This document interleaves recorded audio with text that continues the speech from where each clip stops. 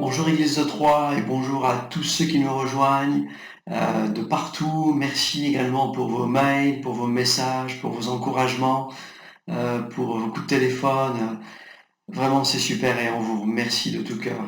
Et on vous encourage, Église, à continuer à- à avoir des moments de qualité avec votre famille, avec les chrétiens, les frères et sœurs, par Skype, par téléphone, par WhatsApp, à communiquer et puis à vivre des moments précieux avec Dieu. Pour moi, ce matin, je me suis levé avec un sentiment d'urgence. Je me suis levé avec une question bizarre. C'est la première chose qui m'est venue à l'esprit ce matin. Combien de morts aujourd'hui avec le coronavirus, par le coronavirus? C'est vraiment bizarre comme question, hein. C'est la première chose qui m'est venue à l'esprit. Et la deuxième pensée que j'avais, c'est mais combien de personnes vont mourir encore aujourd'hui avec l'espoir ou l'illusion d'être sauvées? Parce que ce fameux chant on ira tous au paradis, ben c'est pas vrai. On n'ira pas tous au paradis. Et c'est ça qui m'amène en fait à une prière et un sentiment d'urgence que l'on trouve dans 2 Chroniques chapitre 7, verset 13 et verset 14, où il est dit « Quand je fermerai le ciel et qu'il n'y aura pas de pluie, dit l'Éternel. » Et on le voit aujourd'hui, il y a des pays qui sont en sécheresse totale, il n'y a pas de pluie. Et le texte poursuit, il dit « Mais et quand j'ordonnerai aux sauterelles de dévorer le pays ?» Et c'est en train de se passer actuellement. En Afrique de l'Est, des pays sont totalement ravagés par les sauterelles. On voit des vidéos qui circulent sur YouTube. Mais il est dit aussi « Et quand j'enverrai la peste parmi mon peuple ?» Et quand on voit ces choses-là, ne croyez pas que c'est l'Éternel qui veut nous faire du mal. C'est simplement l'absence de sa présence, l'absence de Dieu qui produit cela. C'est pas que lui veuille absolument nous envoyer ces choses-là, mais c'est l'absence de sa présence, c'est le rejet de Dieu qui provoque toutes ces choses-là. Et c'est comme le froid, c'est l'absence de chaleur, comme la nuit, les ténèbres sont l'absence de lumière, toutes ces calamités sont l'absence de Dieu. Mais cette parole nous donne un espoir, et cette parole défie l'Église aujourd'hui à prier. Cette parole nous dit, et elle poursuit au verset 14, « Mais si mon peuple, sur qui est invoqué mon nom, et nous sommes le peuple de Dieu. » On ne parle pas d'ici seulement du peuple d'Israël, mais du peuple de Dieu, de ce peuple qui a été greffé, de cette postérité. Nous sommes la postérité d'Abraham. Ceux qui sont en Jésus-Christ sont la postérité d'Abraham. Et nous sommes cette Église. Nous sommes ce peuple de Dieu qui avons reçu Jésus dans notre cœur. Nous avons porté son nom par le baptême. Nous sommes à lui. Et sa parole nous dit bien, si ce peuple-là, si mon peuple, et n'attendez pas que ceux qui sont incrédules, que ceux qui n'ont pas la foi se tournent vers Dieu maintenant. Ils le feront, mais au travers de nos prières.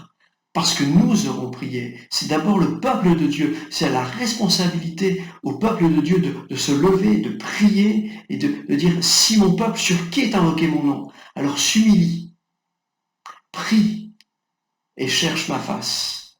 C'est ça qu'on doit faire.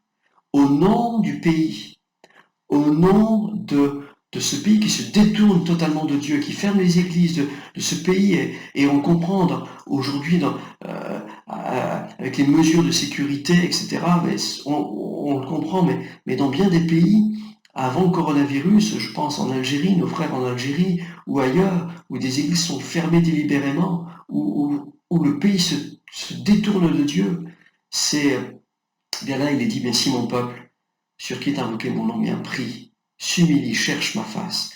Et au nom de ce pays, on veut s'humilier, on veut prier, on veut chercher la face de Dieu et demander pardon à Dieu pour ce pays qui est inculte, pour ce pays qui ne se tourne pas vers lui, et pour peut-être nous-mêmes qui nous sommes écartés de Dieu. On est venu peut-être un petit peu moins à l'église ces derniers temps. On s'est détourné de Dieu, on ne lit plus la parole. On préfère regarder des séries et des séries et des séries sur Netflix, etc. on se détourne. Non, la parole de Dieu nous défie à être ce peuple qui va prendre du temps pour prier, pour s'humilier, pour chercher la face de Dieu. Et quand on va faire cela, alors ce qui n'est pas la vérité, parce que ce que l'on voit ici, c'est le texte se poursuit, et s'il renonce à ses mauvaises voies. Et on doit réaliser que notre pays et que ce monde renonce aux voies de Dieu. Et ils détournent même leur langage et leur attitude de ce qui est vrai. La défense des droits, et quelqu'un a écrit cela, et dit, mais la défense des droits des uns permet finalement à d'autres de faire le mal. Le désir de pouvoir devient une ambition au détriment de l'autre que l'on écrase. Le meurtre ne devient plus qu'une bavure. Le laxisme, non, c'est pas du laxisme, c'est de la détente. Le vol, non, c'est pas du vol, c'est un emprunt. Ce qui est contre nature devient finalement la norme. La paresse devient la fatigue. L'adultère ne devient plus qu'une aventure.